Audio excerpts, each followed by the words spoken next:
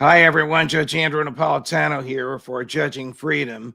Today is Tuesday, May 10th, 2022. It's about 2:20 in the afternoon here on the East Coast of the United States. Last night, the Senate of the United States unanimously passed legislation to authorize the United States Supreme Court police, the Supreme Court has its own police department, to leave the property of the Supreme Court and protect the justices and their families in their homes and as they travel. This is because the leaked draft opinion written by Justice Samuel Alito back in February, which, if it still stands, would invalidate Roe versus Wade, has so animated pro-abortion demonstrators that they have shown up at the homes of justices and have issued what can only be characterized as threats. Now, there is a federal statute that makes it a crime to threaten a judge or any federal official, makes it a crime to demonstrate in such a way as to interfere with the justice's performance of his or her official duties. I don't know that these demonstrators have reached that point. There obviously is a right to tranquility, to peace in the home. So we have two rights clashing: the right to tranquility in the home, which is an ancient common law right that everybody has. By common law, I mean inherited from the British system and never actually written down as a statute. And on the other hand, you have the First Amendment, which protects all speech, especially political speech about the policies and personnel of the government. Should the government force these people who want to express their opinions about what the Supreme Court is about to do so in front of the Supreme Court, or can they express their opinions wherever they want? The law is pretty clear. They can express their opinions wherever they want. The federal statute making it a crime to demonstrate in front of the home of a Supreme Court justice is unconstitutional.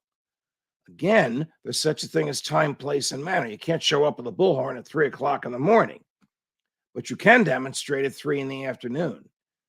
You have to stay on public property, which is what the sidewalk is and the street is. You can't go onto private property. That's trespassing.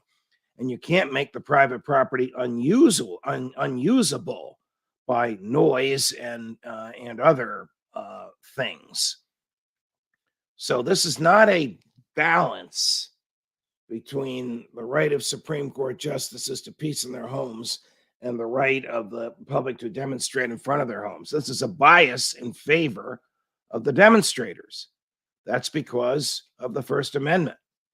The First Amendment keeps the government out of the business of speech and forces the government, whose job it is to protect its high officials, to accommodate speech.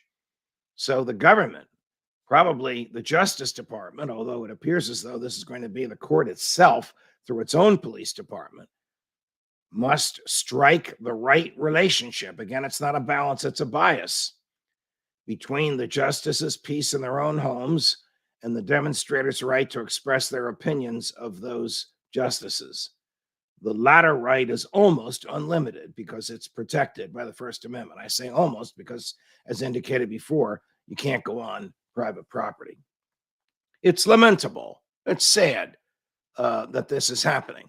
It's all happening because somebody either committed a federal crime if they hacked into the Supreme Court computer system, or violated the canons of legal ethics if they're a lawyer and were entrusted with this draft opinion and they gave it to somebody outside the circle of those to whom it has been entrusted.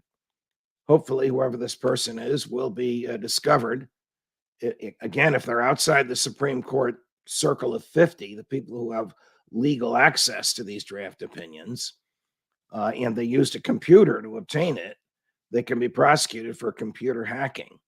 If they're inside the circle of 50, the punishment is quite limited. It's firing from the federal government, and if a lawyer, almost certainly disbarment.